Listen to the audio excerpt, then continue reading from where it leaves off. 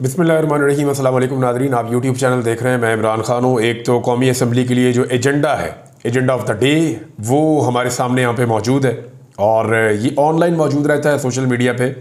Google आप इसको कर सकते हैं, आपके सामने ये चीज़ें आ जाती हैं। और इसके बारे में जो एजेंडा है, इसमें कुछ ऐसी चीज़ें हैं जो हुकूमती जो दावे हैं उनके बरक्स हैं।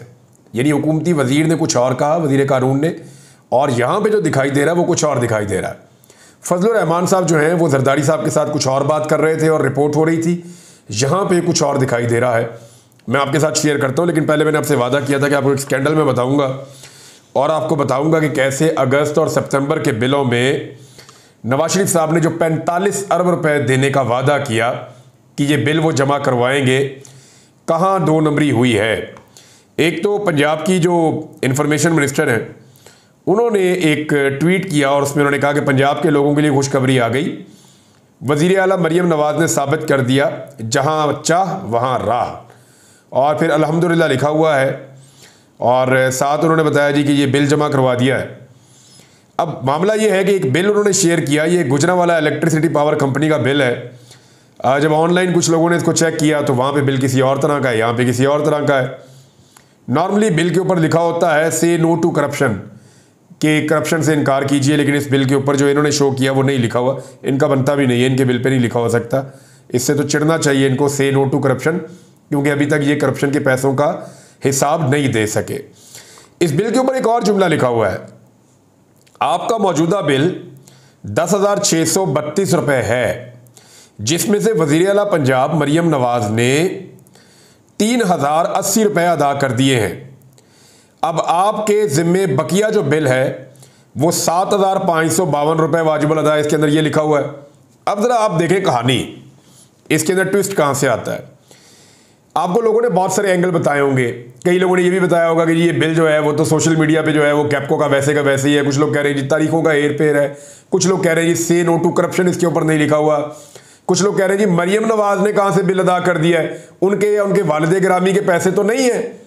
ये अगर अदा किया भी है, कहीं पे कोई अदायगी हुई है, तो वो तो सरकार की जेब से हुई है, अवाम की अपनी जेब से अवाम का बिल अदा हुआ है, किसी के घर से तो पैसे नहीं गए। एक तो बात ये क्लियर कर लें। तो लोगों ने आपको डिफरेंट चीज़ें इसमें बताई होंगी। एक चीज़ मैं भी आपको बताता हूँ। बड़े सीनियर जर्नलिस्ट हैं तालिब फरीदी साहब, ये 20 साल से ज़ायद हो गए हैं और ये पावर कंपनीज़ के बारे में रिपोर्ट करते रहते हैं। इलेक्ट्रिसिटी के हवाले से, वापडा के हवाले से इनकी बड़ी जानदार रिपोर्टिंग है और ये बड़ी अच्छी तहकीकात करते हैं। तो तालिब फरीदी साहब ने मेरे से रब्ता किया और उन्होंने मेरे बड़े अजीबोगरीब किस्म के हक़ाइक़ बताए, या मेरी उनसे डिटेल में बात हुई तो उन्होंने बताया कि इमरान खान साहब के दौर में एक स्लैब सिस्टम हुआ करता था। अगर 300 यूनिट से कम किसी का बिल होता था तो उसको 100 यूनिट के 8 रुपये पड़ते थे, 200 यूनिट तक के 12 रुपये पड़ते थे और उससे ऊपर के जो है वो 16 रुपये तक बिल जाता था। लेकिन 300 यूनिट से ऊपर जाने वाले को बिल की कीमत एकदम बढ़ जाती थी। तो 300 यूनिट से नीचे वालों के लिए ख़ास रियायत मौजूद थी। फिर उन्होंने मुझे ये बताया कि जो डिफरेंट किस्म के टैक्सेस और चीज़ें साथ शामिल होती थी, तो फ़ी यूनिट 1 से 2 रुपये, 1.5 रुपये, बाद का 2.5 रुपये तक का इजाफा हो जाता था फ़ी यूनिट के हिसाब से। यानी उन्होंने कैलकुलेट करके मुझे बताया कि अगर यही 220, क्योंकि ये जो एक इन्होंने शेयर किया ना बिल, सूबाई इंफॉर्मेशन मिनिस्टर ने पंजाब की, उन्होंने जो बिल शेयर किया उस बिल के अंदर जो यूनिट है वो 220 है और 220 यूनिट के उन्होंने बताया कि 10,632 रुपये इसकी कीमत है।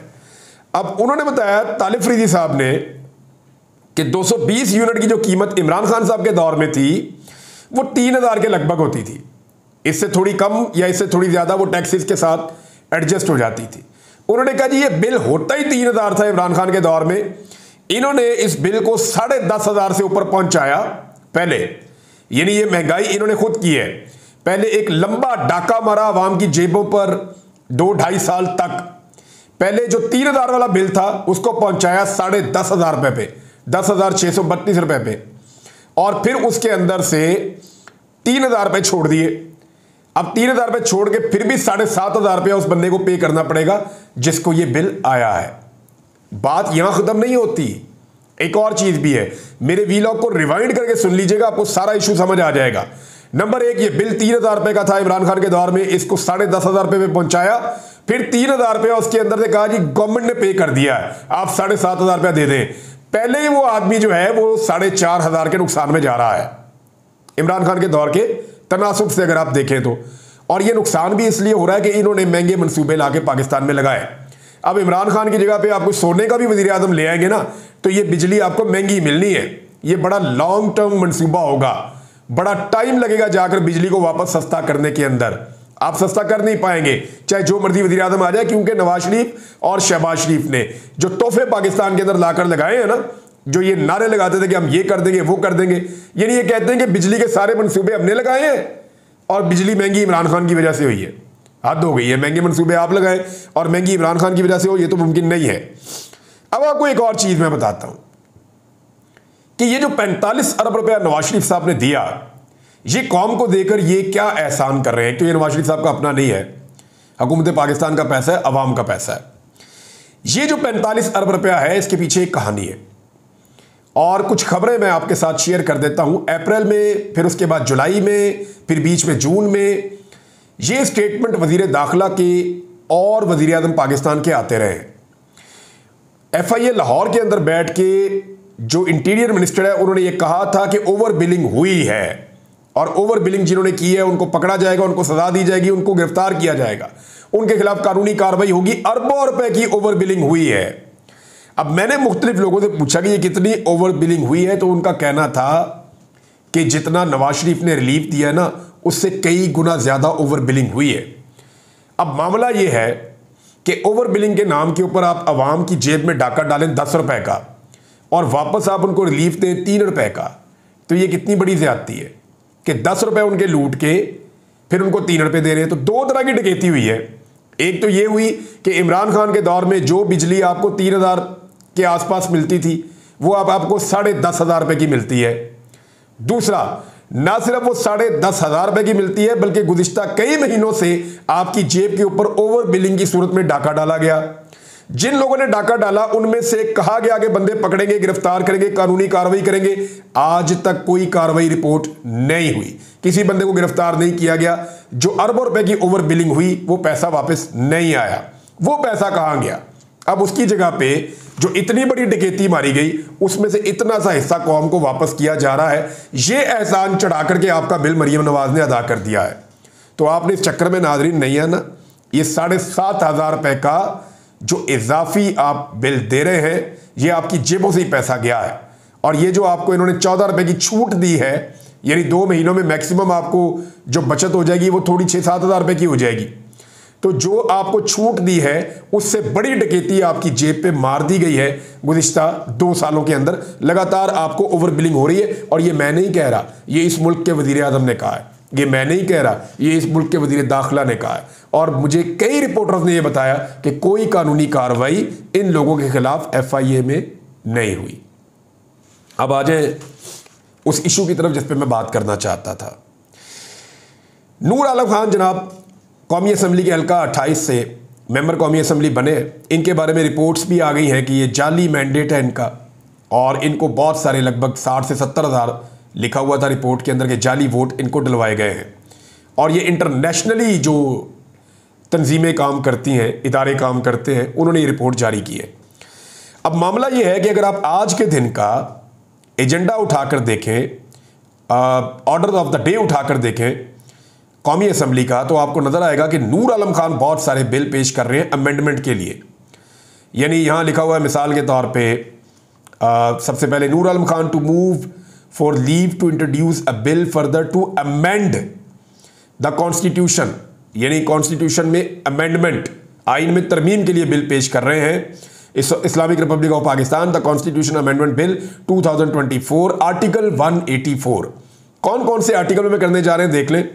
नूर आलम खान जिनका ताल्लुक फजलुर रहमान साहब की पार्टी से, फजलुर रहमान साहब जरदारी साहब को कह चुके हैं कि मैं किसी बिल के लिए आपकी हमायत नहीं करूंगा, मैं आईनी तरमीम में आपके साथ नहीं खड़ा हूंगा, हम बहुत दूर निकल आए हैं और मैं आईनी तरमीम नहीं करवाऊंगा। फजलुर रहमान साहब के 8 MNAs मौजूद हैं, 5 सेनेटर्स हैं उनके पास, और वो अगर मिल जाते हैं जरदारी साहब के साथ तो फिर 2/3 अक्सरियत के बहुत करीब वो लोग पहुंच जाते हैं। तो फजलुर रहमान साहब से वो इसलिए जाकर मिले थे।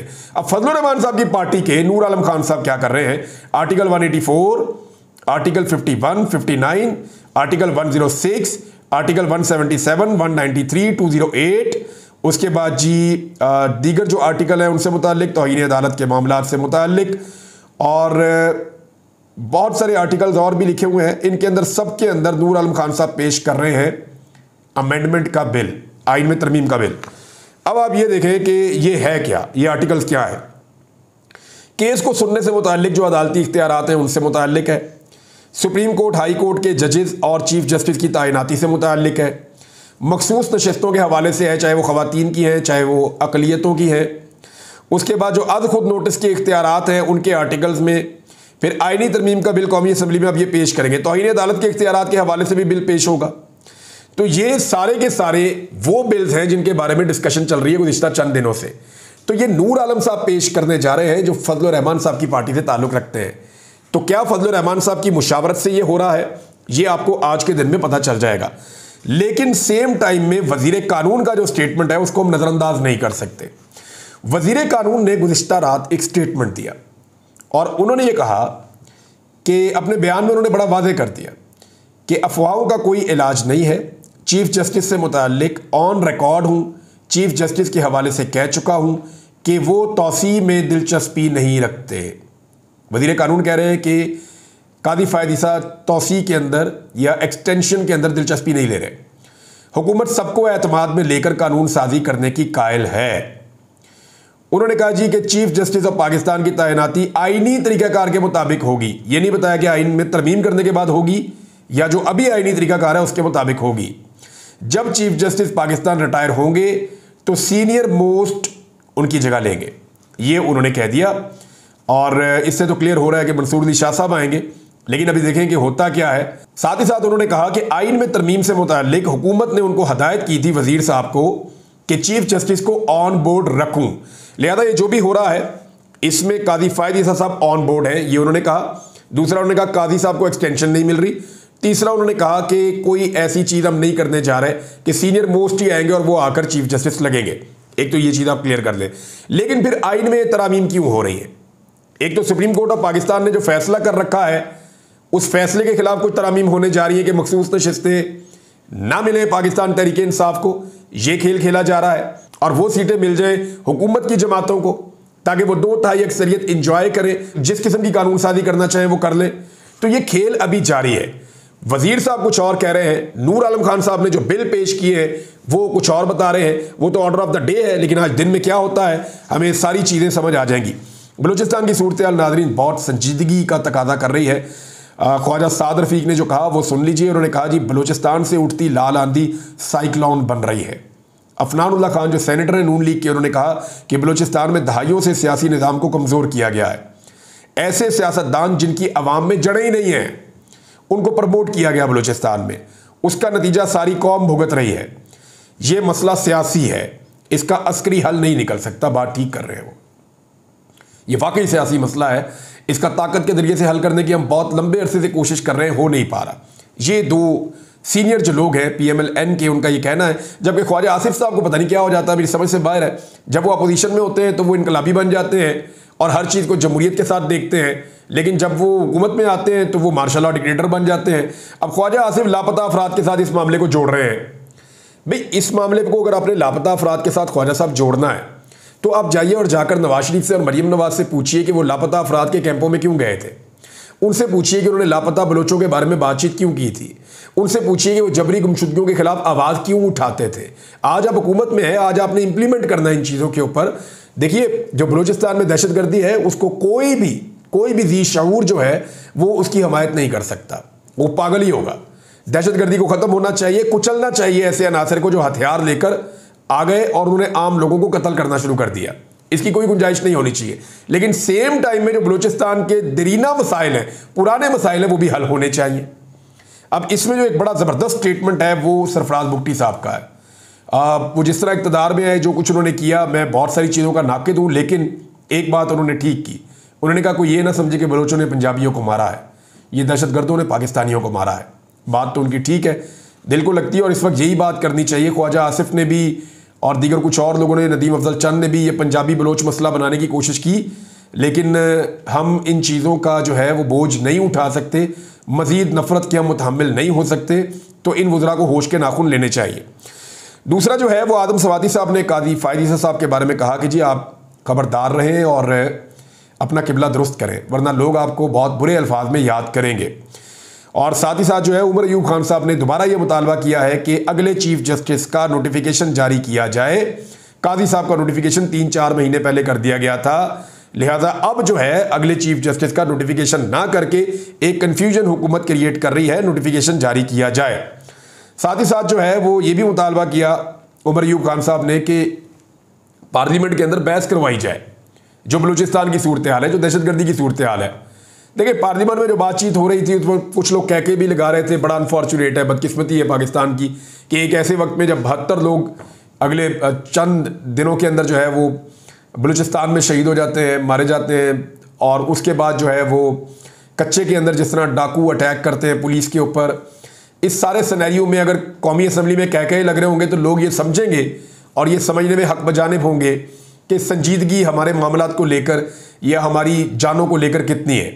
तो इसके ऊपर एक वॉकआउट भी किया पाकिस्तान तहरीक इंसाफ ने। हुकूमत ने इसके ऊपर अभी एक काबीना की मीटिंग बुलाई है जिस पे शहबाज शरीफ साहब बातचीत करेंगे आज के दिन में। लेकिन दो चीज़ें मैं आपके साथ और शेयर कर दूं। एक तो अली अमीन गंडापुर साहब ने क्लियर कर दिया, वो जो स्टोरी मैंने आपको दी थी वो ठीक साबित हुई।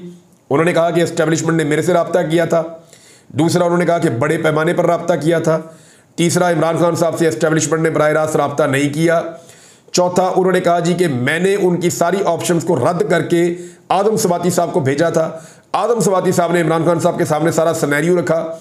उस सिनेरियो के मुताबिक इमरान खान साहब ने फैसला किया कि ठीक है, आज ये आखिरी मरतबा जलसा कैंसिल कर देते हैं। तो ये है वो सारी सिचुएशन जो एक्चुअली हुई थी उस दिन।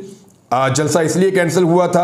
अलीमा खान साहबा ने एक बात की है कि इमरान खान ने अब कह दिया है कि पत्थर पे लकीर है, लोहे पे लकीर, बल्कि उनको लफ्ज़ इस्तेमाल किया कि अब जलसा हर सूरत में होगा। किसी सूरत 8 सितंबर का जलसा कैंसिल नहीं होगा, हमारे पास NOC मौजूद है।